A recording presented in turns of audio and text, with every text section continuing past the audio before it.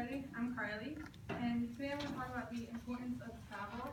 So how many people in here have ever traveled? Either to another country, another state? Alright, good, it's pretty much everybody. Did you all enjoy your experience? Did you get something out of it? Okay, so for this, just kind of think about that experience and think about how it impacted you. Now when I was thinking about this topic, I figured I would kind of focus on college students because that's what we all are.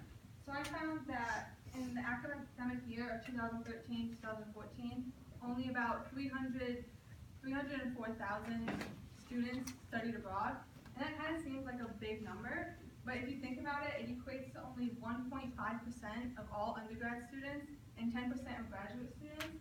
So that really kind of hit me because I figured with all the opportunities that we're getting to study abroad, why haven't more people done it? Now, in my own life, I'm a senior here, but my sophomore year, almost 2 years ago, I had the opportunity to study abroad. So I went to Ireland for 4.5 months, and while I was there, I was able to go to different parts of Europe and the UK. Like I went to Italy, Wales, Spain, and France. And then since then, I've gone to a couple places kind of closer to the US, like Canada and Mexico. And so with this project, it kind of hit close to me because I had never really done a lot of traveling before this. But since then, I'm just kind of really focused on traveling. Like I love it, I want to do all that I can.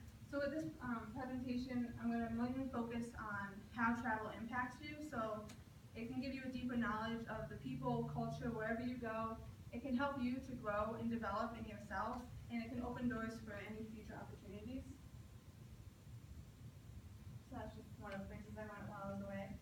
So in ways that can impact or help you gain deeper knowledge, I've noticed that I'll kind of talk about myself because I know the most about myself, not you guys.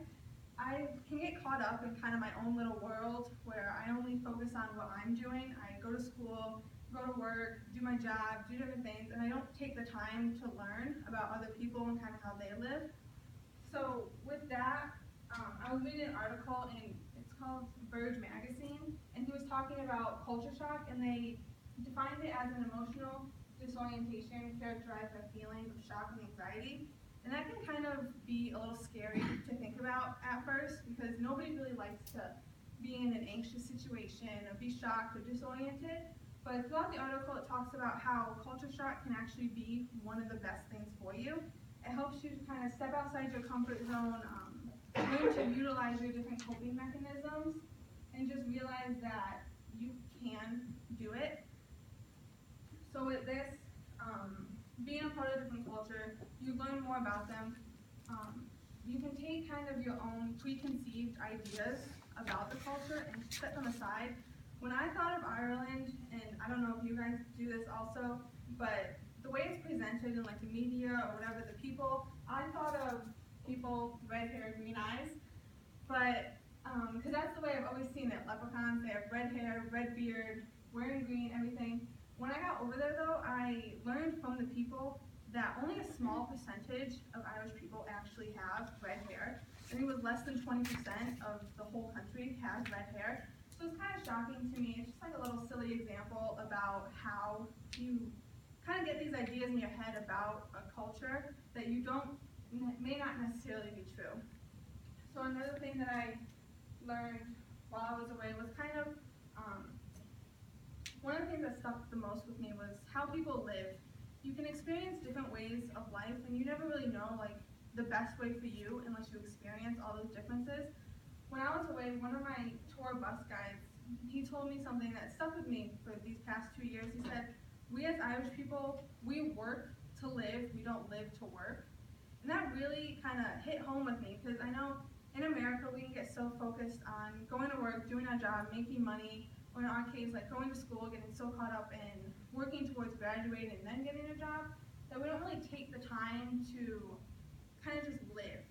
So while I was away, it gave me that experience to kind of set everything aside. Yes, I went to school while I was there, but they allowed me to take classes where, not that I didn't really have to do much work, but it wasn't really focused on the education in a classroom setting, but more like getting out there and just seeing the world. So with that, I kind of talked about how it can help you gain a deeper knowledge of the people. Another thing, it can help you learn more about yourself. So grow, develop, different things like that. Going back to the idea of culture shock, when I first went, it was my first time ever being on an airplane.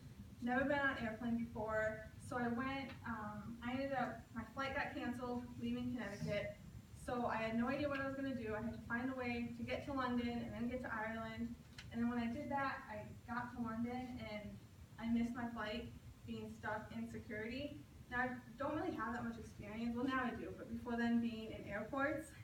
But I'm convinced that Heathrow is the largest and most confusing airport in the world.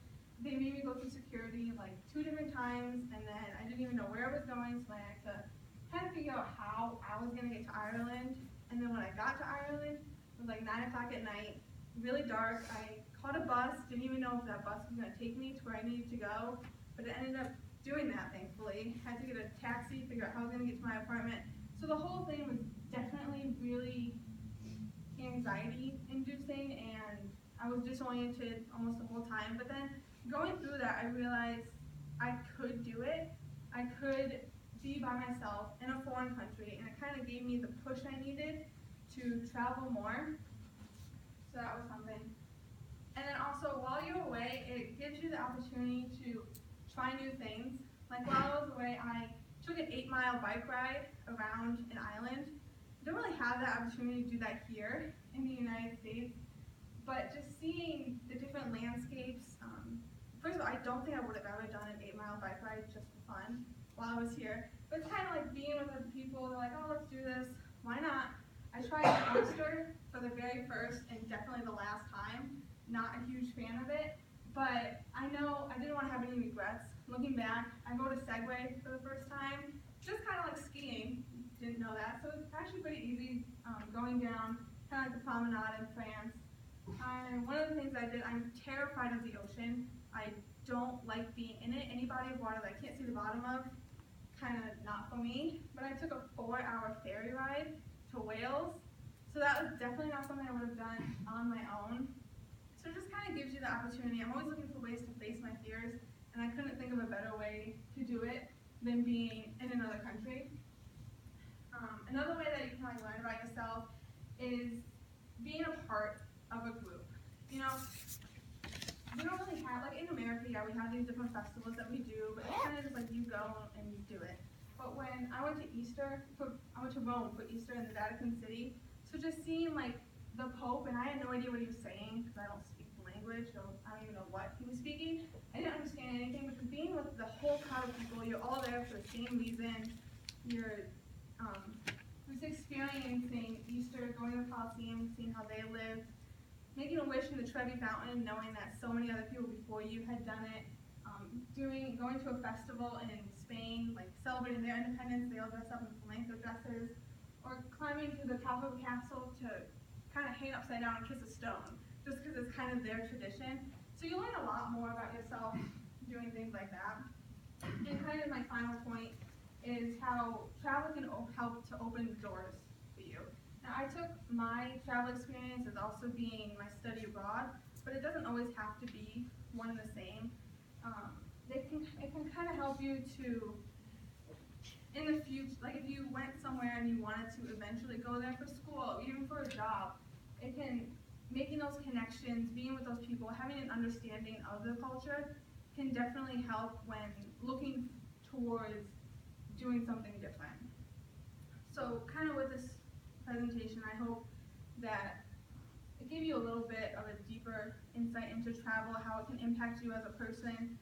You can learn about a different culture, knowing their different traditions, gaining knowledge, putting aside your own thoughts of what you think they might be, and just learning more about them, learning more about yourself, giving you the opportunity to grow, develop, become even a better person if you give yourself the opportunity, and just having ways to maybe go there in the future or give you a better understanding or being more comfortable to going different places.